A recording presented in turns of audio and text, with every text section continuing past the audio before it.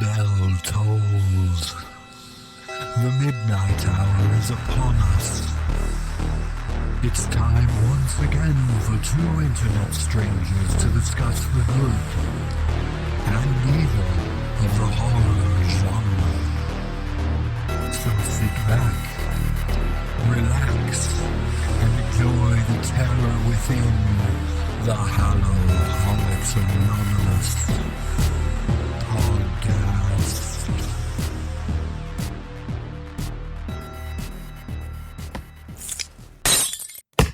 What was that? I have no idea. I better play a drum solo to make sure nobody's breaking into my hidden studio. That made absolutely no... Hi, I'm James of Popcultnet podcast, and I'm here to save us? No, I'm here to give you some free coupons for Teddy's Pizza. Delicious! Already got a couple of virgins out in my trunk. Corey, I have an idea. Why don't we invite James to join us for this episode as a distraction? I have absolutely no clue how that's going to work, but let's roll with it. Hi, I'm Maddy. And I'm Corey. And I'm James. And this is Hallow-Holics Anonymous, a show dedicated to all things horror and occasionally Halloween. We finally have a guest. Yay! I know I've been waiting for my turn. Dude, it's awesome. We have bad luck with guests. Well, I'm here, and I'm so excited to do this. Awesome. Especially in October. Yes, Rocktober this year. You got to make sure, like, there's a quota on how many times we're supposed to say Rocktober in every episode in October. And it's definitely guaranteed we're going to say it several more times because it's in my movie title. That's true. Ugh. Next year, we'll probably do Clocktober. It'll be a movie about, watches, movies about watches. The year after that, it'll probably be, I don't know, Spocktober. Oh, that would be good. That would be good. Yes. Yeah, because, Body Snatchers could be the first movie. Spock's not in Body Snatchers. You're getting your... Leonard Nimoy? Your Star Invasion of the Trek. Body Snatchers. I'm not talking about that movie. I'm talking about Star Trek. Did I say Leonard Nimoy? He is Spock. I said specifically Spock, though. So we're just going to watch the, Bilbo Baggins music video over and over again? I love that video. Bilbo Baggins, the bravest little hobbit of them all. James, have you seen that? This is completely, we're already off the rails, but have you seen the Bilbo Baggins video? No, I'll have to get it man. from Maddie later after. Yeah, we'll post the link. You need to see that for sure. Now I'm intrigued. With our last guest, we talked about Opposites Attract with Paula Abdul, so why not Bilbo Baggins? Oh my gosh, that's right, we did. So all three movies this week have something to do with rock, very loosely, kind of. There's rock music in all three of them. There are music artists in two of them. I think mine is the loosest. Well, you have Tony Basil. Yeah, but I mean, as far as mentioning it in the movie itself. But there's a dead rock band. Barely. I was so... No, I don't want to talk about that yet. I keep wanting to say things about Devo, but I'm not going to say anything about Devo. I even have a note about Devo and the fact that... No Devo. Not until it's my turn. All right, before we get into it, though, James, go ahead and tell everybody about your podcast. Okay. My podcast is called Popcultnet, and pretty much what I talk about on my podcast is a lot of pop culture. And I also introduce my listeners to new podcasts. Maddie has been on my pod before.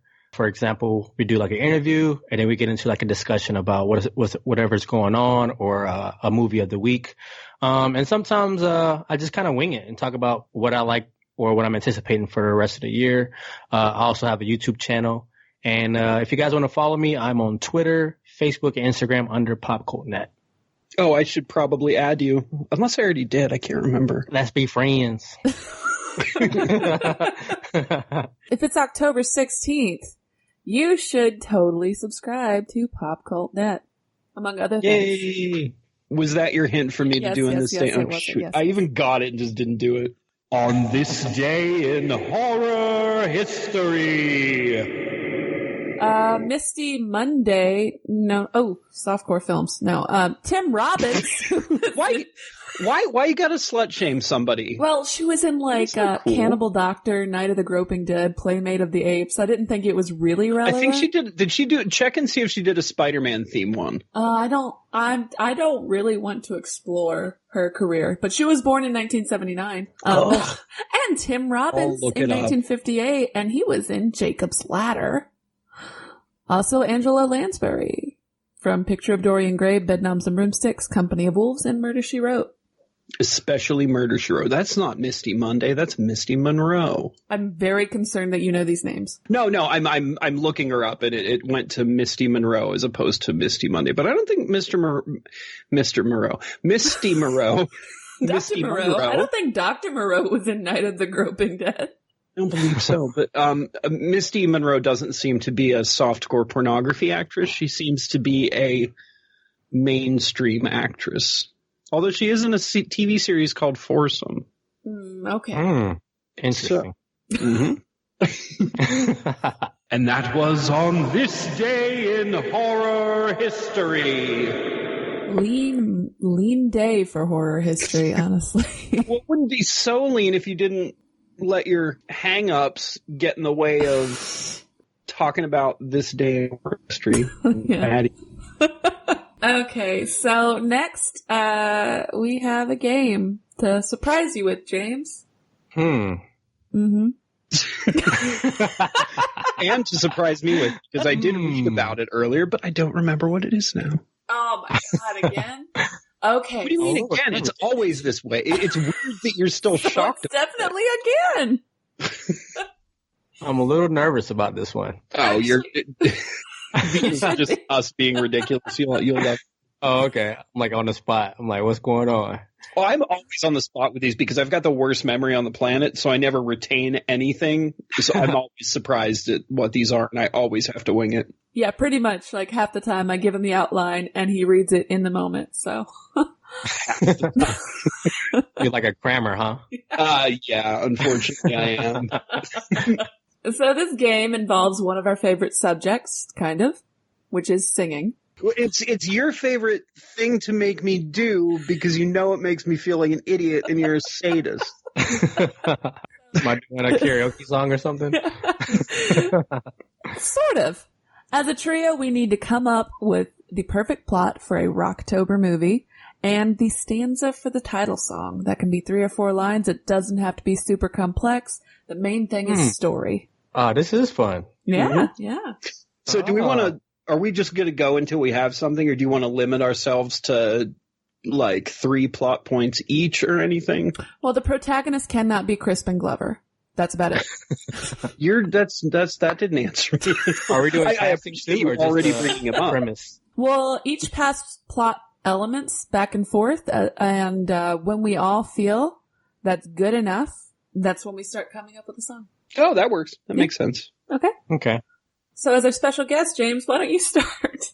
Oh, here you go. Nothing to go on. You're putting it on the spot. I like this.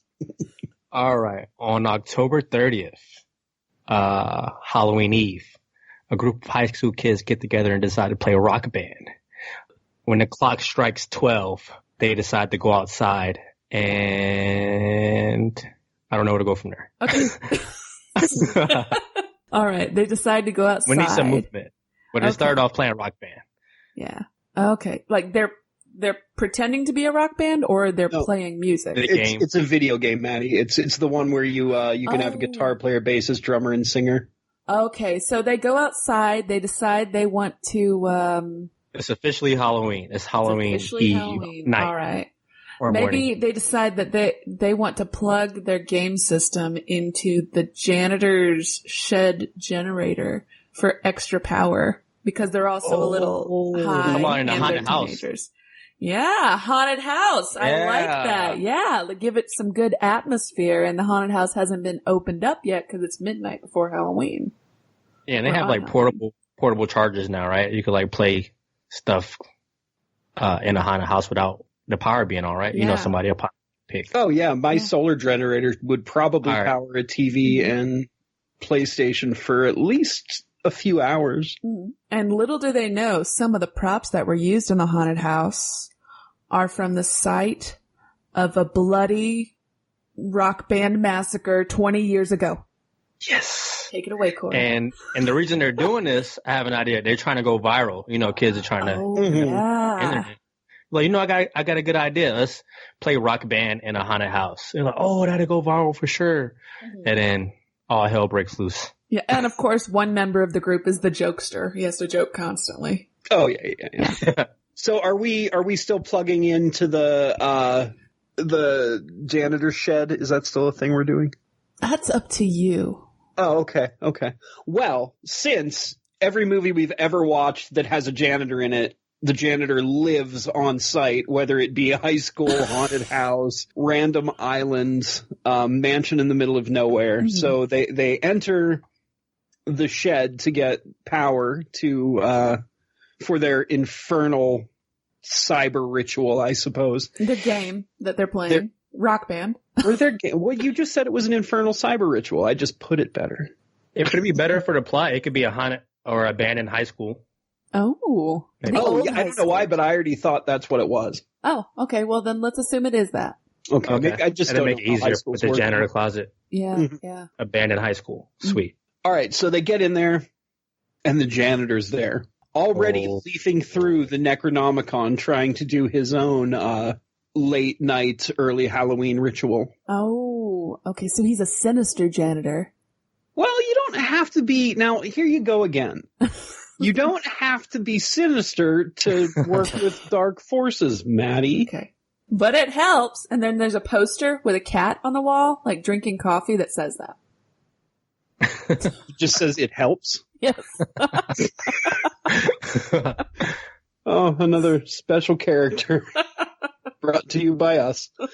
He turns to the kids, stands up menacingly, and just runs past them and runs off into the night. Oh, that's creepy. I like it. I like it. Is he running for something, or we don't know yet? That's up to whoever's next, which I believe it's back to you, James. I feel like he should be running for something. Running from something. Like something's gone wrong? Like he's frightened. Okay. All right. Let's figure out what he's running from. Ooh. Do we want monsters, zombies? Well, it's rock and roll, so it could be... Ghosts? Ghosts? I like ghosts. I feel like zombies and rock and roll are overdone. Yeah. Or maybe it's just because we've been watching so many movies with rock and roll. That's zombies. True. Oh. It's like embedded in my brain now. Maybe the rock stars who committed the massacre 20 years ago made a deal with the old ones. Yeah. So they come back as unnameable, awesome rockers with elements of Cthulhu. I wonder if we'll get any tweets telling us that Rockstar didn't exist 20 years ago. Well, no, these were actual rock stars, so they're obviously going to make some like tongue-in-cheek remarks about. And I'm pretty sure it was around like 20 years ago. That was like, no, it would be. That was I'm still not sure. Do you think we're talking about karaoke, Maddie? Karaoke? No. I'm saying there were rock stars, just who happened to commit a massacre 20 years ago in that place. Oh, okay. All right. Not people who played the video game.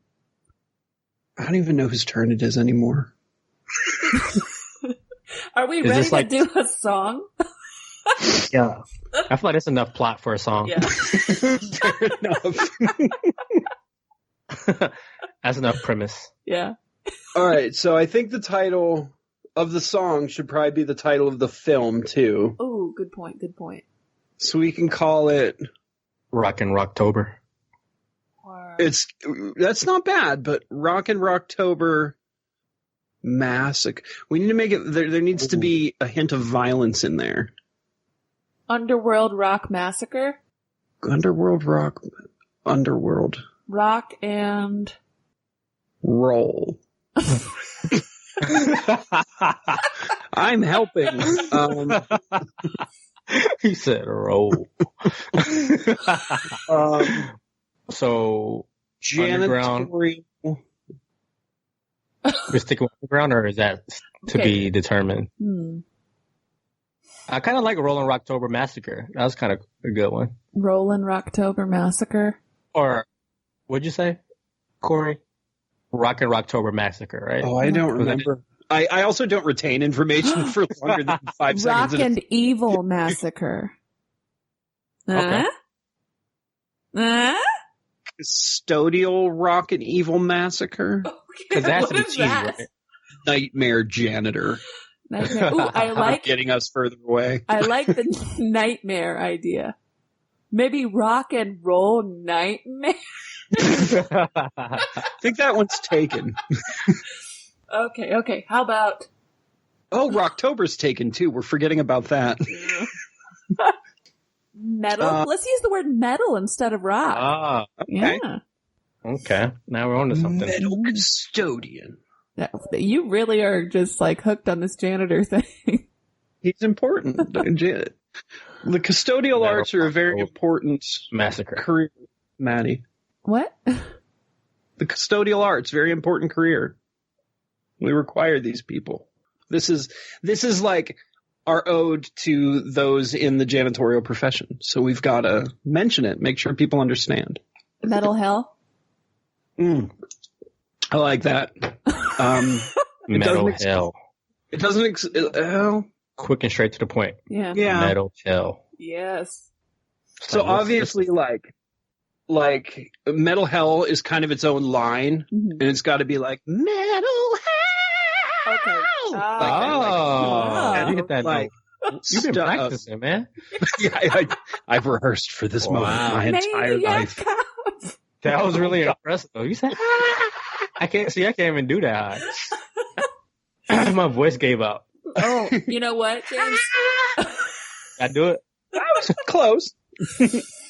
Maybe you could do that. You know that sort of like, not System of a Down, but Rammstein, which is a completely different band. Maybe that kind of like weird. Yeah, that. See, I can hit those, like, if I'm joking, I can hit those fake falsetto notes. If you ask me to do it seriously, I could never do it seriously. Like hairband and singing would not be a thing I can do.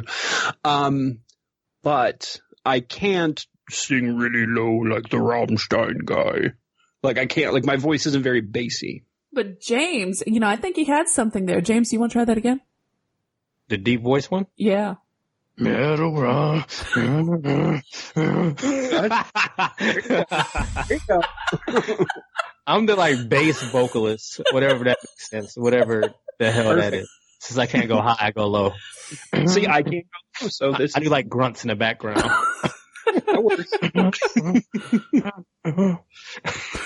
So we know what noises we want to make. Now we need more lyrics. What's the other word in our lyrics other than nightmare right now? I forget. Metal hell. Metal hell. It wasn't nightmare. See, I didn't even retain the right information. Metal hell. As you're playing your instruments, why am I being so fancy? It's supposed to be rock and roll. Because you always revert to show tunes. I know. I don't understand why. I hate show tunes. I work in theater, James, and I have to work on a lot of musicals, and I hate them. Probably because I have to work on them. So just so you have a little background in why I'm complaining about show tunes randomly. Oh, okay. Although what show tunes do? I'm sorry, I'm still laughing about that. I know you sound like you're crying. Maddie's in tears. Okay. All right. So we've got metal hell. Metal hell!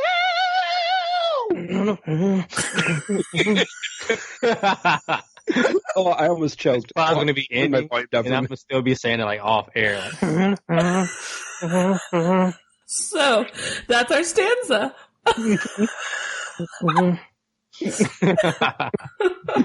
Yeah. All right. Think of any other lyrics to go with that. Do we really need them at this point? I don't think so. I think it's a perfect song. As long as we rely heavily on the actual music behind it, I think we're good. Yeah. It'll be like sort of like a weird, like probably German, like sort of artsy industrial kind of thing, maybe. Mm-hmm. Yeah, with like a lot of weird like screeching echoes of like maybe something being dragged across metal or. Yeah. Like some old Einsters and New Mountain stuff. Mm-hmm. And maybe a weird prayer whispered backwards. Kind of like on our second film we're going to talk about. No spoilers. Yes, Yeah. possibly. I'm just trying to get my message across. I would have completely forgot that moment happened had I not watched the movie again today. I'm gonna kill your ass. Trying to get my message across. My mental hell. And with that in mind, we have 3 movies to talk about tonight. And James, we gave you the best movie of them all. Of course you did. Actually, if I had to rank him, he's like rock solid in the middle quality wise. Oh, like, so you like Zombie Nightmare more than mine. Rocktober Blood is awful. Like, if I agree with that. Okay, I'm not going to argue with that, but I really like the music. If I have to hear Angel or Rainbow Eyes one more time, I will hang myself. Oh, okay. Well, I guess we're just going to have to... Rainbow Eyes. Oh, and no, we'll get to your... I'm sorry. I'm jumping in time. I'm done talking. It's time for Zombie Nightmare. Yes. Not Rock and Roll Nightmare, which I realize that's 2 movies with the word nightmare. Mm-hmm. No, it's because I named it wrong. Yeah, it's Zombie Nightmare, not Rocktober Blood. Oh, yeah, we already did Rock and Roll Nightmare. Yeah, we did. Mm-hmm. Which was also a nightmare. Too much Thor. I actually kind of found some pleasure in watching Zombie Nightmare, oddly. Very cheesy 80 horror flick. Follows a zombie. I guess that's the main character. I'm not really sure if this movie even has a main character. Yeah.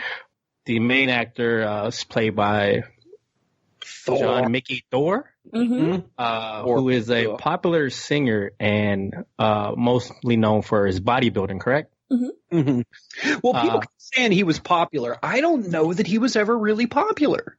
This is my first time seeing this guy. I actually did some research before the problem. Why do they keep saying Thor like that? So I think in the Canadian indie metal scene, he was a big thing.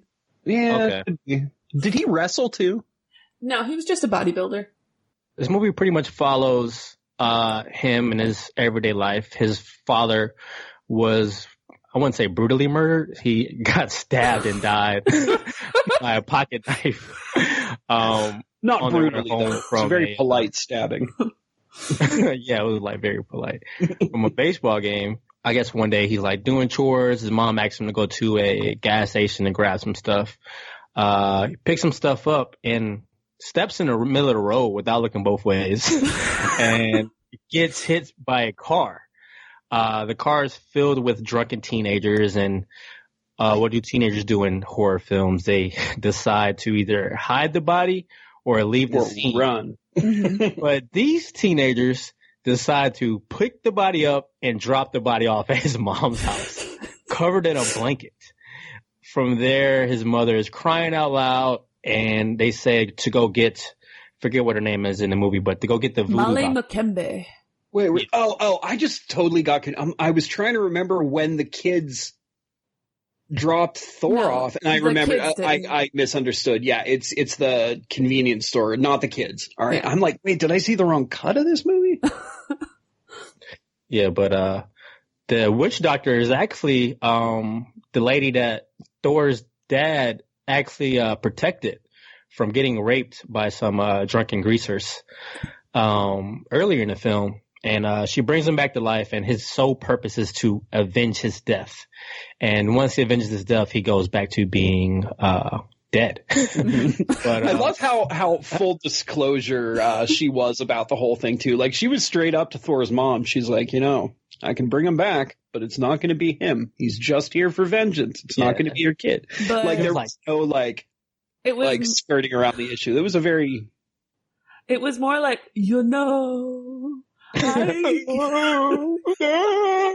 like a Haitian accent. Haitian accent was pretty rough. In fact, my brain wouldn't let me believe it was a bad Haitian accent. Like my brain was trying to put it anywhere other than Haitian for some reason until I finally I had to think myself into believing it was a bad Haitian accent. It was a really weird experience. It was like she was trying to talk without letting her lips touch her teeth. Mm-hmm. It sounded like somebody at the bar trying to mimic like Dracula. I'm like, oh, shit. Pretty much anytime I try to do an accent, that's probably what I sound like to everyone except myself. Yeah, but the one kid that was like driving the car, I fucking loved this guy in this movie. He was so extra. Man. Dude was so, yeah. You know what? I kind of liked it. You want to know something really funny about that actor? What's that? That's Sean Levy, who would go on to direct the Night at the Museum movies. Really? Yeah. Weird. But he looks like the anti-Scott Valentine. Yeah, he does. Stuff he directed a few episodes of like Stranger Things and like Alex Mack, and I'm like, this guy is kind of popular. But it's just weird that he got cast as this little punk kid in early career. What was his name again? Sean Levy. Oh, okay. But yeah, what'd you guys think about the film? Oh, it's terrible. Yeah, I disliked it. Sean Levy's character though, I hated him. I like that they just made him as psychotic as possible. Mm-hmm. And I thought it was really strange how they kind of gave him that sort of rapey subplot with that other woman. Mm-hmm. That was kind of weird. Yeah, they just kind of kept going back to it. And it didn't seem like, I'm sure it paid off and I forgot because this is another one of those movies, not quite as bad as last week, but this is another one of those movies that was in and out of my brain pretty quickly. Nothing will be as bad as what movie was that? I don't even remember the name now. Black Roses? Yeah, there's never going to be a movie like Black Roses that my brain keeps erasing. And it's the same, isn't it the same? No, that was Rock and Roll Nightmare. It's the same. No, he did this one too. Mm-hmm. Yeah. Did you guys notice later in the film they switched zombies a whole different person? Yeah, the wig. I was like, what? I think they lost the original wig. I think that was the problem. Oh, shit. I'm like, wait a minute. I'm like, did he evolve into a stronger zombie or something? I know when you rot, your skin starts to melt, but do you develop a bowl haircut? Yeah, that was the whole number one. It was sort of shocking the first time he comes out because when he's actually resurrected, it's just Thor with some cool white eyes. Mm-hmm. And as tacky as that, or as cheesy as that waking up and screaming thing was that he did, I kind of like the way he looked with those contacts. And I'm like, wait, this movie's going to kind of do the Crow thing, isn't it? And it basically did. We pretty much got a Crow movie. They should have just had him similar with to it in plot and quality, if we're talking about the later Crow movies as well. But yeah, it was very jarring when he came out actually zombified the first time, and then it was jarring again when all of a sudden he goes from the hair changed a bunch actually. It went from Thor's hair to sort of stringy long hair. Then it was a little drier long hair. And then all of a sudden it's this bowl cut, which is where, like you said, James, they seem like they switched actors. So odd. Yeah, I would say I really didn't enjoy the bat kill when he stabbed the guy with the bat. I'm like, you gotta be strong as hell to fucking stab somebody and lift them in the air with a bat. Well, he is John Mickey Thor. I think that's what they were trying to the point they're trying to prove. He's that strong. But I bet it's in his contract that he's got to do a specific amount of feats of strength per movie. Yeah. What was his first skill? He broke somebody's neck. Mm-hmm. And then he smashed the chick's head with the bat on the bleacher. Yeah, and it was just you saw a little splash of blood. You didn't hear anything. And then she was dead. No sound effect, just smash. We forgot to mention that Adam West is in this film too. Freaking Batman, what the hell? He was actually pretty good in it too. He was so toned down. He was one of the positives of this film for sure. I don't know. Was he toned down, or is that just how actors are when you don't give them much direction? No, I don't know. I thought it was one of his best performances. That's just the vacant personality of an actor that nobody's telling what to do. So yeah, I got the sense that he just showed up on set and was like, "I want to be in this movie," and they're like, "Okay." what? Is that Adam West? He was like, his movie. It was so random that he was in there. I'm like, okay. Or he was wasted and they had to like walk him over to his desk and like, plop him down. Well, I guess he does do more towards the end, huh? maybe. Are we talking spoilers on this or no? Yeah, we always do spoilers. Yeah. The only time I don't do spoilers is if I really want the audience to see a movie, and in this case, none of these movies do I care if the audience watches. I would say I did enjoy the plot twist that he was actually the guy that killed Thor's dad. I was like, whoa! Oh, yeah. That was cool. That was a cool plot twist. I would say that. I liked seeing him drugged to hell, yeah. He's like, kill me! Nope. The guy just walks off. Yeah. Leaves the body there. The voodoo lady's still on the ground. Yeah, I feel like the voodoo lady could have avoided her fate if she just tried a little bit. She was looking for trouble, right? Yeah, like she probably could have just stayed out of it and not died, but maybe she was just done. This was originally intended to be an all-black cast. Oh. Well, they did the exact opposite. Yeah. What? No, there's one. I can see where it's going there because at the beginning, when the voodoo lady showed up, the two greasers like, "What is she doing here?" Yeah. Like trying to imply that like she was black and she shouldn't be there, and they're like, "Let's go harass her." So maybe they like kept that plot, but let like cast white people. I guess. Okay. I think they were trying to get funding in the U.S. and they couldn't, so they went to Canada. And when they got funding, they were like, "No, that's not going to happen." Yeah, they're like, well, I'm not rewriting the script.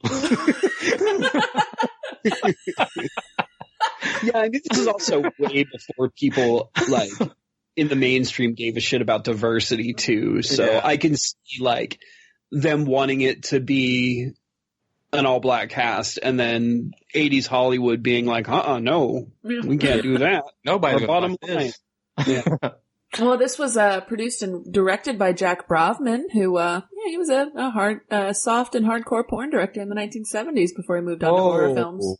That was one of the interesting things I found about this movie because I was really digging. So that's a good find. Yeah. You're bringing up porn a lot today, Maddie. Well, I can't help it. Very Heavy metal and porn apparently. Just... Yeah, I mean it's kind of easy to do with these films. Like that's one thing about 80s film. Like so much sex, and it was weird. Like movies back in the day, so much rape too. I'm like, was people really getting raped this much in the 80s? Like damn, every film had like a rape scene.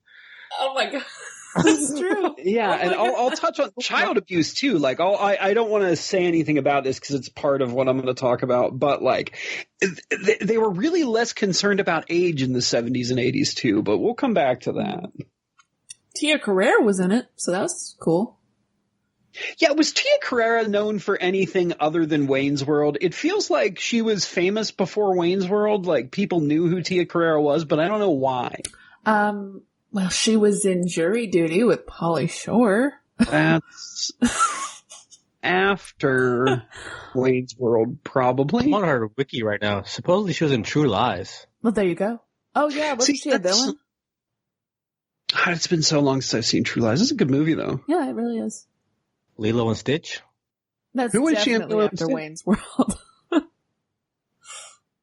Like, I just remember her all of a sudden being like the token rocker chick in everything and everywhere. Like, you see her with a bass guitar all the time. The world may never know. Yeah, I don't know. The mystery of Tia Carrere. Yeah, I'm bored, so I'm not going to keep looking it up. But I'm curious. Not bored of you, lovely people, of talking about Tia Carrere. You know what else is boring? Sorry, Tia. What else is boring, Maddie? The fact that I'm not getting a segue that you're setting me up for, or the fact that I'm purposely ruining your segue because I'm being a jerk? Yeah, you are boring. All right, so Rocktober Blood. Yeah, Rocktober, metal hell. What you are about to see may be hazardous to your health. Face is hazardous to my health.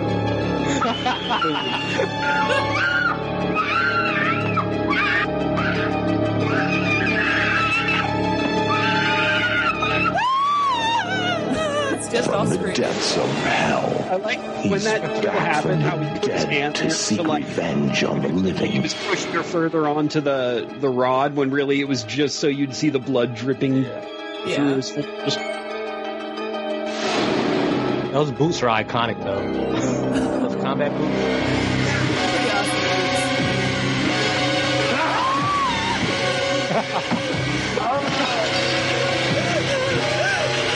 One by one, he butchered their bodies to reach his final victim.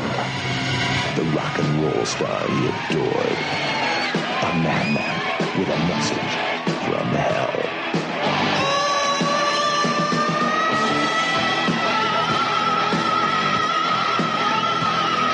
That's sorcery, I think.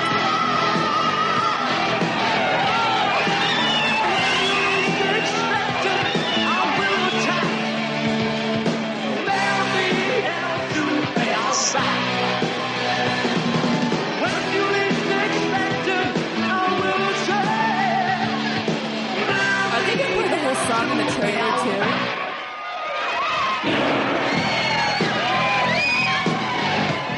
Rocktober really Blood, rated R.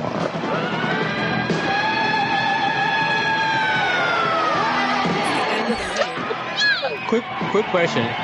What happens to people doing movie trailers like on this movie, Rocktober Blood? Like we don't get trailers like that anymore. Everything's just like scores and quick. Yeah, it's all just really baseball. Yeah, nobody talks in trailers anymore besides the parts of the movie. Or those really annoying things where they do like a base and then it like fades into one thing and then fades into another and fades into another screen. Or they just show the whole film. Yeah, I kind of missed the narrator. They need to bring me on night on. I was like, tell me what's going to happen. Yeah, exactly. Come on. Well, this guy sounded like he was doing a bad impersonation of a good trailer guy. You know what I mean? Yeah, bad impersonation of decent trailer narration. Which is actually very apropos to this film. You see, Billy I has it all. A killer voice, a girlfriend with an obnoxious accent. He's a rock superstar, and then he throws it all away to go on a killing spree. Or does he? 2 years after his infamous final line, "I'm gonna kill your ass," Lynn is the new lead singer of the band, and Billy was executed. Or was he? Just before a big show, Billy comes back, unironically mirroring the title song, "I'm Back," to torment her. Or is he? Yeah, he definitely is. He's also a creep. Murderers are bad, sure, but this one, if I had to pick someone I definitely did not want to kill me for his his one-liners alone, Billy Eyes every time. Yeah, he was greasy before you knew he was the murderer. He was just gross. And what's funny is and I'm gonna get into it, but the actor himself is he's a greaseball. Really? Yes. But watching this immediately after Zombie Nightmare actually made this film feel like a better film to me. I'm sorry, say that again? I watched Zombie Nightmare and then immediately watched Rocktober Blood, and Rocktober Blood felt more dramatic after watching Zombie Nightmare. Huh. Yeah. The first 10 minutes did anyway. It started to drag very quickly. So this was directed, written, and produced by Beverly Sebastian, who, much like our last producer, also did some exploitation stuff in the 60s and 70s, though with a lot less porn. At first, when I read about her, she seemed pretty inspirational. A woman directing terrible, low-budget movies. She was a feminist icon. There, I said it.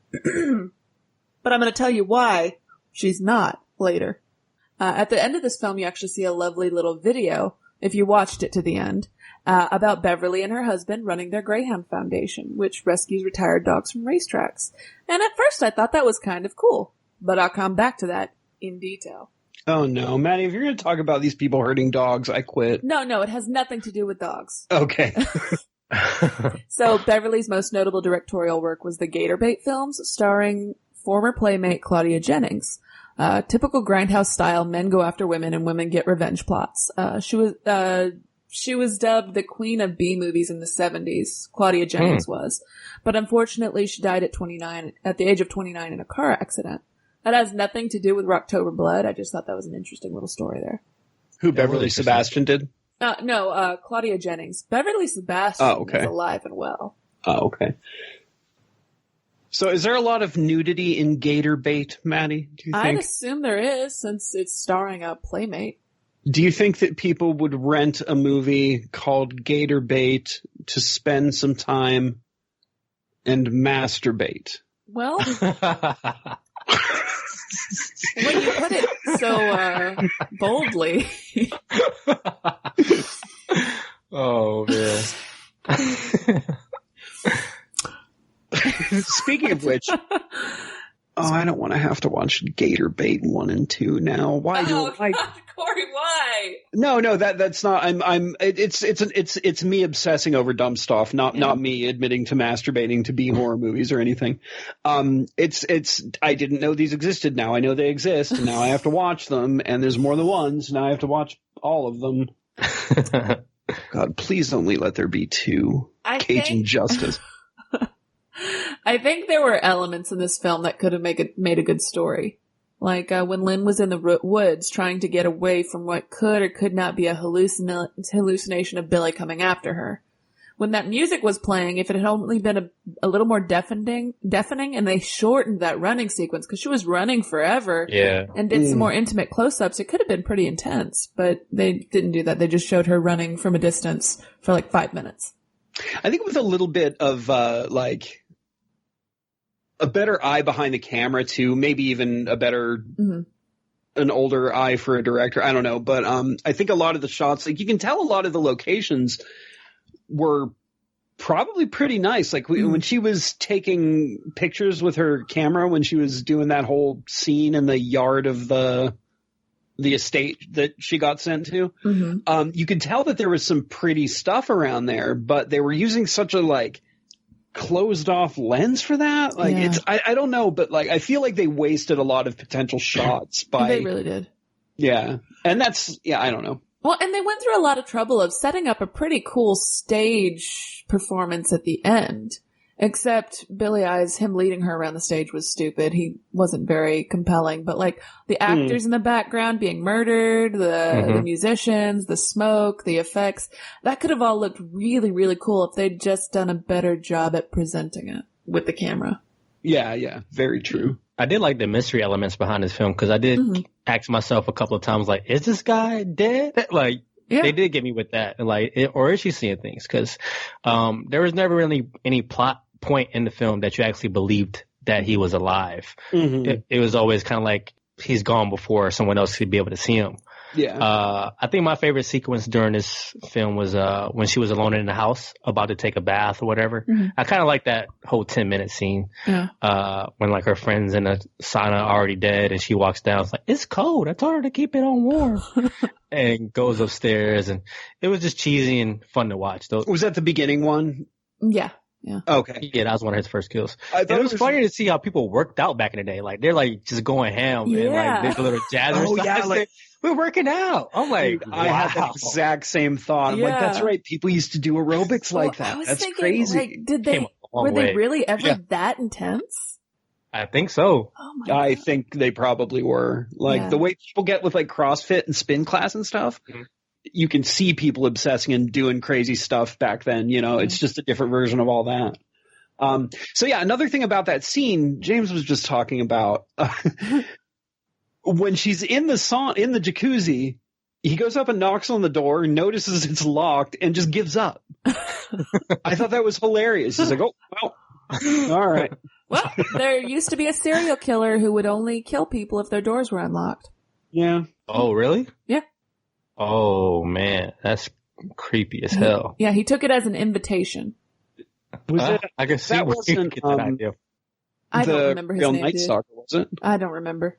I just remember the one did a bunch of murders in the 70s and they only found him recently, that guy. It might have been. I just remember that element of that guy going and killing people, and it always just gave me the chills. Wait, maybe Ramirez did that. It's not important. Yeah. What'd you guys think about the boyfriend? I thought he was kind of cool. Oh, yeah, the British guy? I thought he was probably one of the best characters. Yeah, and he was so understanding of her, Yeah, even though he thought she was crazy, he was still kind of there for her. And she almost killed him. I was like, oh, that's right. He was still there. Yeah. Last night. Well, for as protective as he was, the fact that he was like, don't go out on stage and get her yet. Let's hang back. Security. Let's hang back and see how this plays out. I'm sure there was a reason. I'm sure they justified that, but I wasn't paying attention. Or don't use that guitar. You're going to electrocute her too. Or don't use that guitar. That was, I can't remember, but that looked like a really expensive Gibson. It's a shame that they destroyed it. I also like the fashion in this movie too. Kind of like a timepiece. Like people really like had like blown out hair. Oh yeah. Bright colors, God. Acid colored everything. Love. Yeah, I was in high school. I was in middle school in the late 80s. I think in like 88, 89 is when I started 7th grade or something. I'm old. Yes, you are. But yeah, that was a thing, man. Big hair. It was, yeah. I should call attention to the fact that he made a really gross phone call to her, and that actually, like, I found it. Wait. I'm sorry. I normally don't interrupt you like that, but I'm going to read this verbatim. This is what I was going to do to you. Feel free to respond if you want to. Hey, Maddy.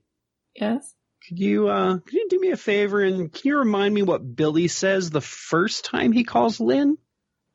I think it is really important that the audience hears this quote. I'm not saying it. Could you possibly just, quote that scene for us, Maddy? It involves... Viewers want it. It involves blood. That's all I'm going to say. What kind of blood, Maddy? Not the kind you'd get a transfusion with. We'll leave it at that. You can't even say it you can't even say it scientifically and be comfortable about it. Oh, either. God. It's gross no matter how you. I'm not saying it because I have shame whatsoever. I just don't want to say it because I don't want you to have to bleep me out. I hate the word I do that too. he. Like, I can't stand that word. Not for any political reason or any nonsense like that. It's just, I don't like the way that word sounds, and I think it makes people sound stupid when they say it. I hate that word too, yeah. James, do you know what line we're talking about? No, I'm trying to piece it together, but with all the details, I kind of know what it refers to. Well, he discusses how he would like, her blood. Oh. Where did he want to put it? Is it all over? Whoa. See, like with these films, it's kind of like hard for me to get engaged. Like at the beginning, it like takes me a couple of minutes to get engaged. So that probably went over my head. Oh. I can relate, man. Like, it sometimes in movies, it takes something like a statement like that in the beginning for it to like actually stay in my brain. And you're like, wait, what? What did he say? Did he really say that? Maddy, last chance. You sure you don't want to say it? I'm not saying it. Just yell it really loud. No, I'm going to say what my favorite line in this movie was when the drummer was just sick of all this shit towards the end and he saw the real Billy on stage dragging Lynn around and just said, I don't know, just play I'm Back. And then they started playing music.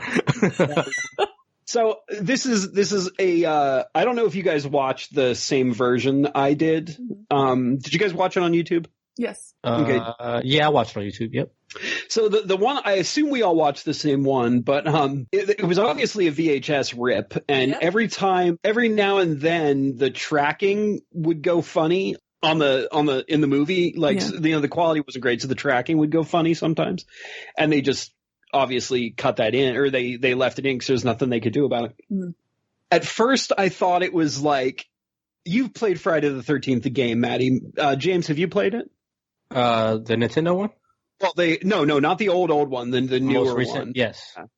Well, you know how every time Jason's near, the like VHS tracking goes funny on the screen? Mm-hmm. You know, like it gets fuzzy and all that.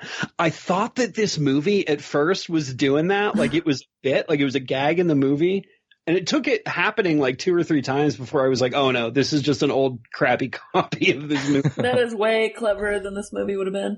Yeah, that was actually exactly how I was going to end that. Gave him too much credit. Yeah, I did. So if you guys already hated this movie, do you want to learn something that'll make you hate it even more? Yes.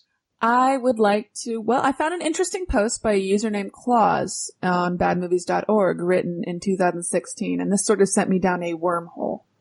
To quote it, Rocktober Blood is a cheesy metasploitation slasher with a devoted fan base, written and produced by the Sebastian family.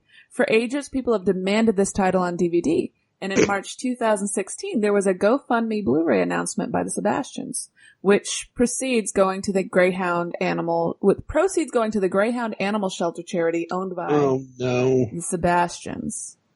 Standard Blu-ray was priced at $50 plus $11 for shipping in the U.S. Other deals included the CD, shirts, autographs, and the promise of a Rocktober Blood Part 2 for $100. Discs shipped this week and customers confirmed that the Sebastians used Blu-ray Rs, even though they said it would be factory pressed. Legit Blu-rays, they lied. Not only that, they simply copied the old Vestron VHS for the disc, most likely the one that's been floating on YouTube, and yes, the soundtrack is on CDR. It also appears they are using their own animal charity as a loophole, which makes it nearly impossible for reruns. Clever bunch, aren't they? But can the Sebastians get away with this? So that was the post I read. Yo, so we got a conspiracy going on. Yeah. So I did like a little deep dive myself. There's this guy that does like Blu-ray reviews on YouTube, and he actually did one for Rocktober Blood. And he said that the guy that plays Billy Trey Lauren, was actually behind this whole thing, and that Sebastians didn't want any part of it because they're born again Christians. And he promised like all the stuff that you listed, like t-shirts and all this stuff. People were asking him like, does this have bonus content, interviews? And he's like, yep, sends it out. It's just like a printout of like a VHS copy. He autographed the plastic part of the DVD disc and all this stuff. And it's just like, so who was the like the shrink wrap? Yeah, like he not autographed the shrink wrap, the plastic that goes over the sleeve. Yeah, he didn't even like sign the paper part. Like the signature could come off. Like, yeah, so I don't know who's lying about this one. That's crazy. Well, you see, the thing is, they're probably partially lying because Taylor is not just, Trey Lauren isn't just Trey Lauren. He's Trey Lauren Sebastian. He's their son. Oh my God. Dun, dun, what dun. the fuck? Yo. This movie just got even better. Yeah. That explains like plot twist at the end. That's crazy. And some people are saying that the money they made from those Blu-ray sales went instead to financing a barbecue restaurant that the family owns. Oh my God. That they make from their dogs. You just had to throw that in, didn't you? I did. So this is kind of like the horror movie version of Star Citizen, the video game, where like people just gave them money and they don't actually know where it's going necessarily. Yeah. And they had a website, they had an Indiegogo campaign, they had a Facebook page, they had merchandise they were advertising. Indiegogo is a big red flag too, because Indiegogo, it's harder, if I remember correctly, I think I've read this somewhere, it's harder to get your money back from Indiegogo as opposed to Kickstarter. Like a bad Kickstarter, maybe sometimes, if it's a straight up scam, Kickstarter will pay it back, but you can get away with a little more on Indiegogo, I think. So that's red flag number one. I'm just amazed that it's a fan base like cult that actually spent $50 for this movie. That's wild to me. Yeah, that's pretty crazy. I mean, I get it, but that's crazy for like a movie like this. I mean, there's like, I'd pay a bunch of money. Like if Return of the Living Dead didn't have a decent Blu-ray release, I would pay a lot of money. That's like if Cemetery Man, if they kickstarted a Cemetery Man Blu-ray, I would pay hundreds, literally. Right. Well, at least 200 maybe would be my max on that. Part of that was the Sorcery fan base, though. Sorcery was a really small kind of indie band, but the people who loved them. Oh, okay. And they were promised a high-quality soundtrack CD to go with the pressed Blu-ray. That's where I wanted to go. So not only is that lazy and unprofessional to release it on Blu-ray Rs and CDRs, but when you get that stuff factory pressed, it also comes with a protective coating.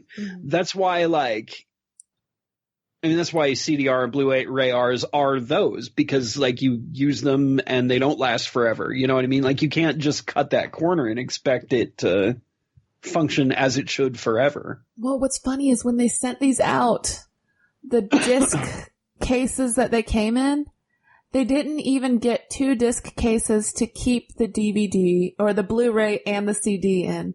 So they just crammed both on the same ring? No. They sent the Blu-ray, and I do that with air quotes, in a Blu-ray case with poorly scanned art, and then they did a separate plastic see-through case without even a cover that they put the CD in.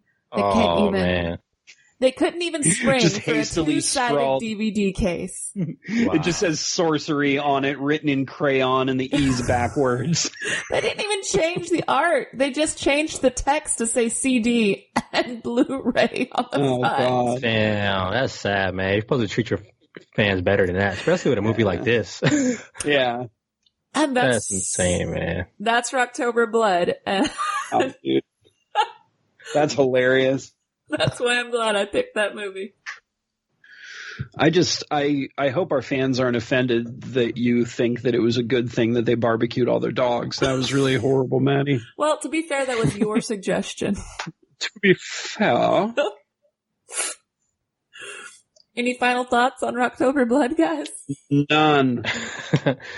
Unless you want to quote that phone call, we have nothing else to talk about, Madeline. All I can say is that Should we bring up the plot twist at the end? Oh, yeah, the plot twist at the end. Right, yeah, we should definitely talk about that for a minute, because that was, you had mentioned earlier, James, that it kept you guessing for a minute during all that stuff. And it was kind of the same thing with me. Like, it was pretty obvious that Billy was the killer in the beginning. You know, you knew that was going to happen.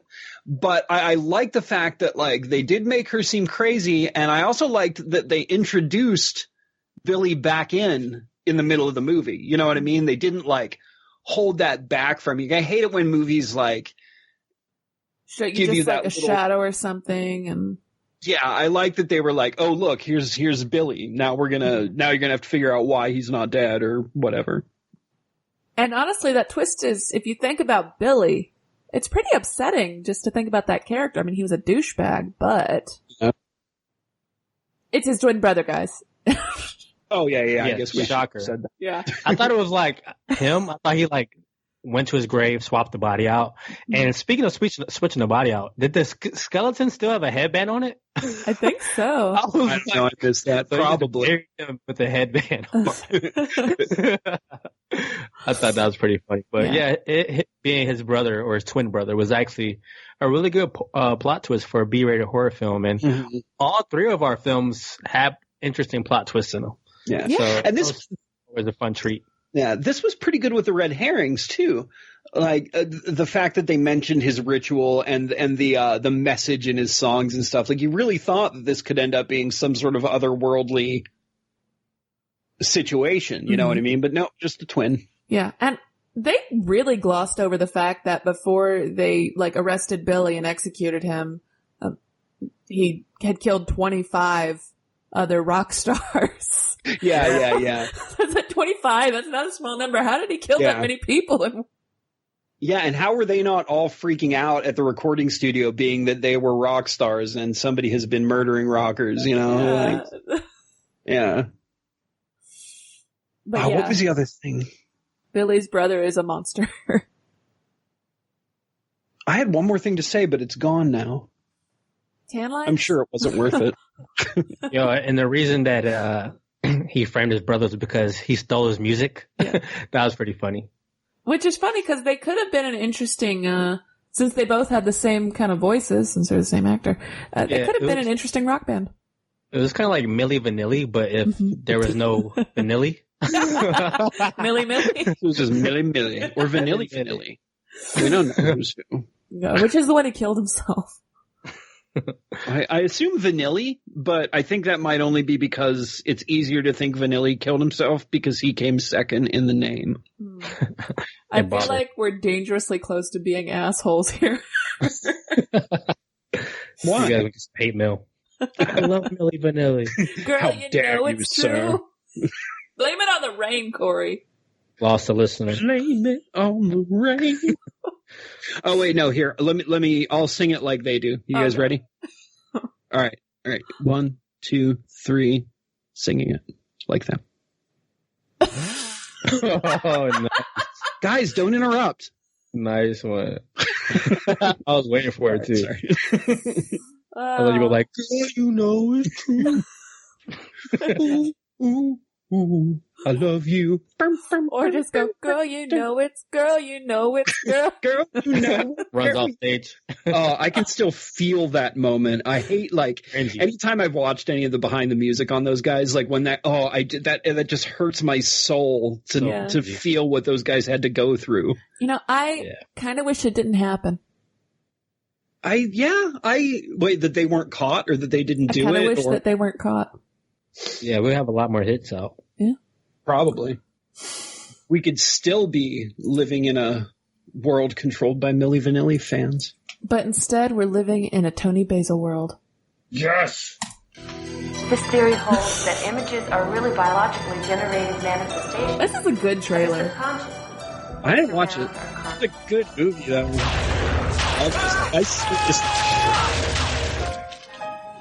I haven't had a good night's sleep in weeks. I'm so tired I feel like I have barbecue sauce for blood. That's a weird line. Maybe this just a phase going through. A specific type of barbecue sauce. Only being locked in a padded cell the rest of my natural life. You're not crazy, so there's got to be a logical explanation for all this. Have you ever had dreams like these? Hell no. This is a good trailer. Mangled remains of the group members were discovered outside the main cell block shortly before the boat was scheduled to leave. For some reason, you have been chosen. This is a message of some kind. The hair dryer, All I've got now is a slamming headache, not to mention a shaky stomach. For some reason, Alex is being called to Alcatraz. Excuse me, lady, but it's always been my experience. She dressed like that Whoopi dreams don't Goldberg involve in much Ghost. audience participation, right? Why now? Why you? And what for? I don't care.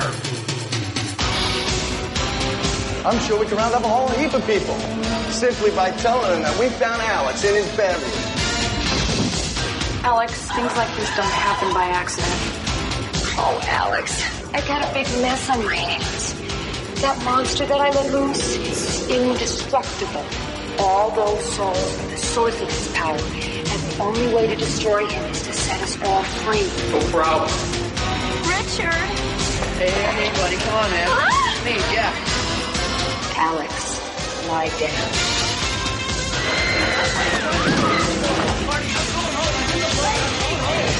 This thing which overtook him is pure evil. What are you gonna do, kill me? He's coming, run! I never should have brought you here. It's my fault. It's my fault. It's very important that I come here. His head starts spinning around. I'm out of here. I don't remember that being in the movie. You don't remember that sequence? The power of Christ compelled you. No. Oh, that happened right after he woke up from floating on the bed. Oh, okay. Also, like, his friends were dicks. Yeah. Yeah. All right, so before I get started, and we'll talk about this in more detail in a little bit, but full disclosure, I love Devo so much. Mm-hmm. Like, Devo is one of my all-time favorite bands. Like, my first note I have here is "Tell me the truth, Corey." It was the Devo music that won you over. You know what? As soon as it made me more excited to watch this movie. Like, I definitely would have been a lot less interested in it if it didn't have Devo plastered all over it. Mm-hmm. And actually, you know what? Let's just talk about Devo now. Oh, so Devo did all the music to this, right? Tony Basil was involved too. I don't think so. She sang a little. Yeah, well, I mean, yeah, but I think that they wrote and composed everything. Well, I know they did. So Devo, where's it at? I want to make sure I say this properly. They Can Whip It Good? So that's the only Devo song I don't really like that much. If you're talking about Devo, you need to hear like Jocko Homo or Girl You Want, or even some of the stuff off their newest album. They actually did a video. They did a VR video. It's really cool. You put the headset on and like you turn around and you can see all these different people acting out like parts of the song. It's pretty cool. That does sound cool. Yeah, it's really neat. I like that Devo, they're always very willing to like incorporate new tech into what they do, because that was kind of one of their things. They were like the high tech nerd band back in the day.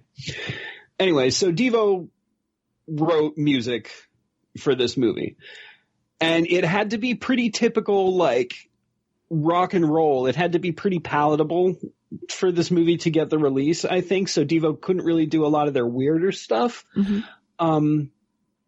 And to me, Devo having to like tone down what they do is kind of like me attempting to walk amongst normal people. Like I can do it, you know, like I can dress up like a normal dude. I can hide my tattoos behind makeup. You can shower. I can shower. I can take my piercings out, but I never get it right. You know what I mean? People can always tell. They may not know what's up with me, but they know something's up with me. Like I'm not who I am. And that's kind of how I felt a lot about the Devo's music here. Like it was okay, but something was off about it. And as I'm saying this, Maddy, Tony Bastille definitely sang one of the songs. Like I think she did vocals, and Mother's Ba, the guy who sings most of Devo's stuff, did like backing vocals for that song, I think. Mm-hmm. But yeah, Devo is kind of like me when I have to go to like a normal person's wedding. Like the music version of that. All right, so I loved the car trunk dresser in their apartment. Yeah, that was pretty cool. Stuff in that apartment. There was like this crazy like door on the dude's wall too. That big, I couldn't tell if it was part of the deco or if it was part of his hallucination. But there was like this big like vault door on the wall too in one scene. It was pretty cool. Yeah, but the mac and cheese was very upsetting. Oh, that was nasty. She's like, "Really? You're eating out of a pot?" I thought that was kind of weird myself too. Yeah. Well, I often eat out of the stuff I cook food in, but I'm very lazy and hate doing it. All right, so Slaughterhouse Rock. A dude let me try that again. A dude gets visions sent to him by a dead music producer. Then a magic song on the radio? Yeah. Then a magic song on the radio. I need to do this again. I can't read my own handwriting. So I actually wrote it down instead of typing. A dude gets visions sent to him by a dead music producer through a magic song on the radio to enlist his help stopping a civil war. I believe his title was Commandant. Cannibal Commandant. That's not his title, but that's what he was. He was more like a Wendigo, really. Kind of, yeah. Yeah, he was like a Wendigo. And he had to do this by opening some tunnel or something. It was a little confusing until you get to the super blatant end where he specifically has to open a door at the end of a tunnel. Okay, I thought it was just me. I'm like, I'm so lost right now. No. It took me a couple of watchings. So many plot holes. Well, I didn't understand why he wouldn't just use the doorknob. He just kept banging on the door. Yeah, I don't know. But there's other questionable situations too. Like, for example, the ghosts can't, like, the dead chick can't go back to her body and get her lighter. Right. But they can they can put in a combination on a lock. Did they even show them get the lighter? Yeah. They went back and got it. Because remember the one dude, the demon guy punched through that dude's face, and that was threw down at the professor. That was probably the best kill of the whole movie. That was pretty good. Yeah. So the music producer's ghost teaches him to astral project. Oh, I thought she was teaching him how to breakdance. I really like the choreography. She's Tony Basil. Is it Basil Basile? I say Basil. All right, let's go with Tony Basil. So she's a choreographer in real life. And rap artist. Does she rap? Yes. Are you calling Mickey rap? Mickey's not rap. No, she also raps. Oh, interesting. Yeah. Yeah, so I guess she doesn't really teach him. She more like does this magic dance of astral projection that involves like clapping to the beat of whatever song Devo is playing at the time. Yeah, at some point his brother gets possessed and starts murdering his friends, which leads to the punching through the head scene, which was great. But once somebody is possessed or once somebody dies, this is what makes the movie for me. This is why this movie went from a meh to like something I actually liked, because the interaction, like all the possessed or all the dead people can then interact with the main character, Alex, because he's a psychic. He's in tune with all this stuff. So you get these ghosts making snarky comments about how they died, or like blaming Alex or not blaming Alex sometimes. It was just really funny, all the interactions with those ghosts. I really enjoyed that. Well, I didn't get why they kept blaming him and being dicks about it. He was the one who didn't want to go there. They all pressured him to go to that stupid island. Yeah, but I mean, you figure they're probably going through some stuff, Maddie. They're dead. At first, who knows what they are now. While I was watching this film, I had to see when this movie was made and when Friday or Nightmare on Elm Street was made. I'm like, who ripped off who? But obviously they ripped off Nightmare on Elm Street. Oh yeah, that wall trick. Blonde was actually in. Oh crap! Where did it go? The blonde was actually in one of the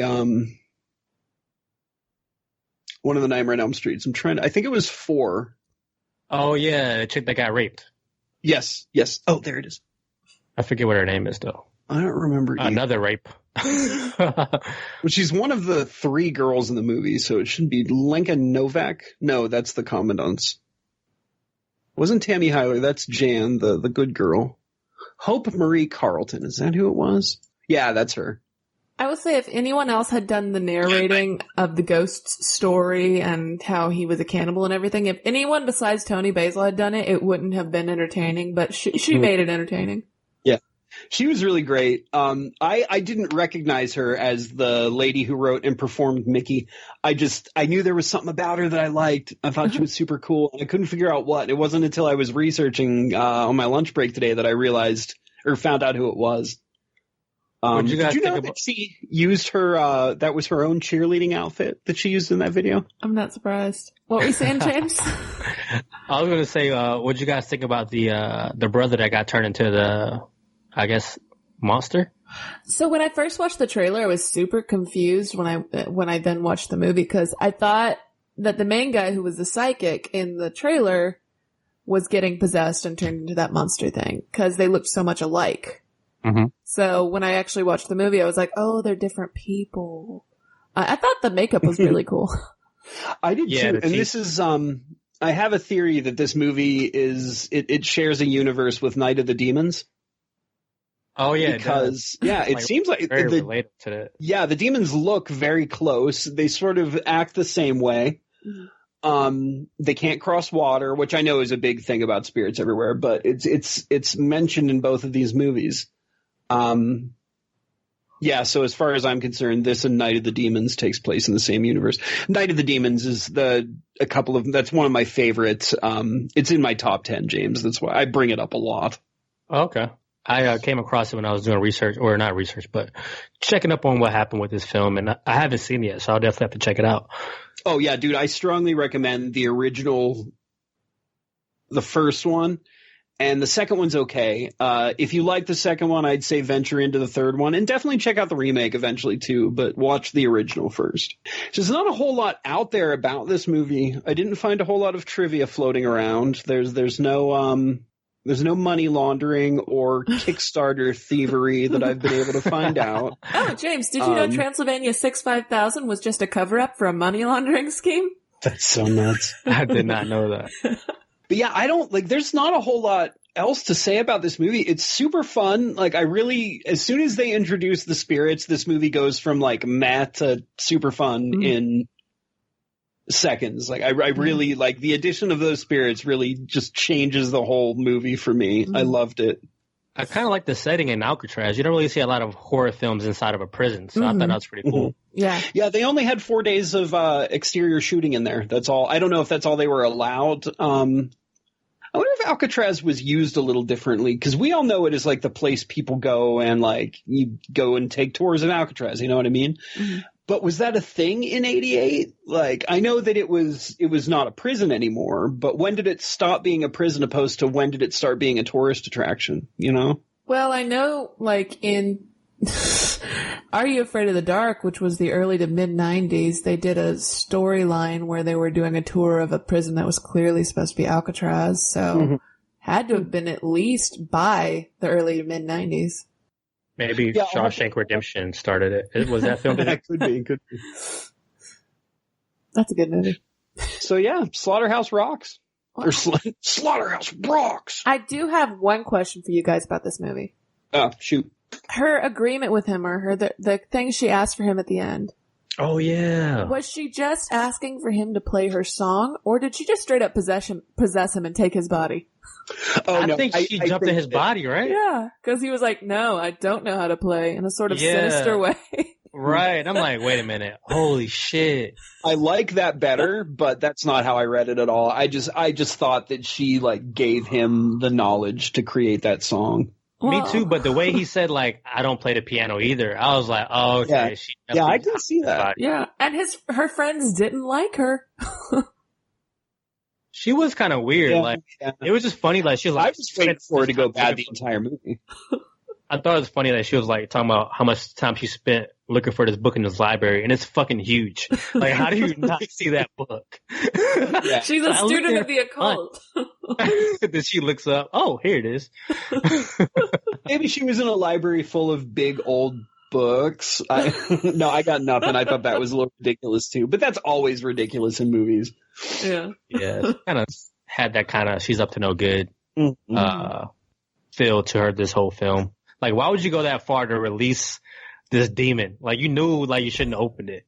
And she did anyway. I thought that the teacher had some sinister intentions as well, but it turns out I just forgot that they were trying to lure the commandant demon into that room to burn him. I completely forgot about that. Wait, she's going to get caught by that other girl if they see her switching sides like that. Yeah. And I'm like, oh no, I just completely forgot the scene that happened 2 seconds ago. And then when the fire was happening, the other girl came back to help her for 2 or 3 seconds. Then she was like, fuck this shit, and ran out. She like bailed. She like, oh shit. They spent more time trying to help Alex when he was engulfed in flames, as far as they were concerned at that point, than she did trying to save her that was a needless death, but whatever.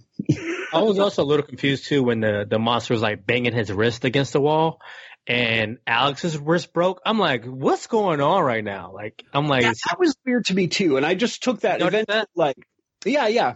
Eventually my brain just settled on that being, he had been there for so long, he could impact the area around him. Mm-hmm. Oh, okay. So it was kind of like if he was a video game character, that would be like his boss move. Oh, okay. I was kind of creeped out when that monster started coming down the tunnel, though. Like, the tension was pretty upsetting. Yeah. There's one jump scare during this film that I kind of like jumped at. I think it was when he hopped out to kill the one guy with the jacket, the snarky guy. Mm-hmm. The asshole guy kind of. Oh yeah, I think that one got me too. I also really like the way he sidled up to the dude before he punched. He's standing there, he like slithers down the pipe and just walks up and like stands there with that weird smile on his face. That was pretty funny. And that was Slaughterhouse Rock. Yes, it was. So I probably will never watch Zombie Nightmare again or Rocktober Blood. But I might watch Slaughterhouse Rock again. I would watch Slaughterhouse Rock again with the right group of people and the right amount of whiskey. I would watch it again. Yeah, it's a good either watch it again movie or a good background film for sure with the music and everything. That's a good call too. Yeah, that wouldn't be a bad background movie. Mm-hmm. Before we start to kind of wrap things up, James, if you were going to recommend one of your episodes to start with, just one of your favorite episodes that you've done of your own podcast, which one would you recommend? One of my most recent episodes is pretty good. I met a guy named Josh Davenport. He hosts a podcast called Just Match Podcast, and we had a great conversation about some movies that were coming out and just some of the things that we liked about podcasting. So if you are looking for an episode to say get to know Josh Davenport, we talked about the El Camino movie that came out on Netflix recently. This is before it came out, so it's like talking about the trailer. We talked about our anticipation for the Joker movie and just a lot of different things. That was a pretty fun pod to listen to. I listened to that episode. It was a really good episode. Oh, sweet. Thanks. What's your website again? I don't have a website, but I have a lot of socials, and it's easy to find me. It's, that's what it was. Popcultnet. Okay. And your name is James. Yes, James Baker. I forgot to mention that. That's the important part, right? I think I accidentally called you, I gave you a shout out recently. I accidentally called you Jonathan. Oh, that's fine. But before we get out of here, I want to thank you guys for inviting me on the pod. I enjoy your pod. You guys are awesome. Especially when I need like a horror fix and everything. You guys are always entertaining. Nice. Thanks, man. A lot of the movies you watch are very, very interesting, and I would never know these movies ever exist if it wasn't for your podcast. So I probably would never watch these 3 films in my life, but I had a good time binging them in 2 days and discussing it with you guys. Well, thank you for coming on the show. For everybody else, if you want to find our blog, which all October, it is a Halloween blogathon, so that's one post every day. You can find us at hallow-holic.blogspot.com or hallow-holic.wordpress.com. You can also, actually, before we do this, dude, you should come back too. Like, if you end up having a movie that sort of like straddles the line between your stuff and our stuff, you should hit us up and maybe we can do like a 2-parter across our things. Oh, sweet. I think that would have so much fun with that. Sweet. Yeah, let's see what's coming out this year as far as horror films. The Lighthouse looks really good. I was going to say that. Okay. It's a bet. All right. You can also tweet us at Nowhere23, or you can search for us Hallow-Holics on Twitter. Please tweet at us. We like those. You can also email us at Hallow-Holics@outlook.com to tell Corey all kinds of wonderful lines about gross things and stuff. There's a man behind me who just leaned over and excuse me, he choked me a little bit. Oh, sorry. He menacingly whispered in my ear, so hot I could feel his breath on my neck. It was disgusting. That he'd like me to tell you to go to Podpedia and search for our portal, which is HHA, to learn more about us and other podcasts. Now, is this the same one who always torments you?